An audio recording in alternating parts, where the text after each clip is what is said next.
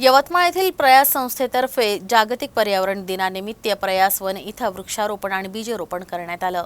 यवतमाळमधील प्रयास संस्थेतर्फे जागतिक पर्यावरण दिन साजरा करण्यात आला।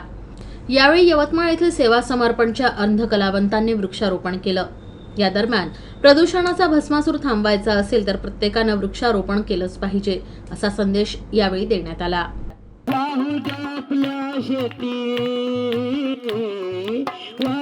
शेतात आपल्या पाण्याचा हा झरा, वाहू त्या शेतात पाण्याचा हा निर्मळ झरा। अरे सर्वांनी आपापल्या दारी वृक्षारोपण करा, वृक्षारोपण करा, पर्यावरणाचं रक्षण करा, वृक्षारोपण करा, पर्यावरणाचं रक्षण करा।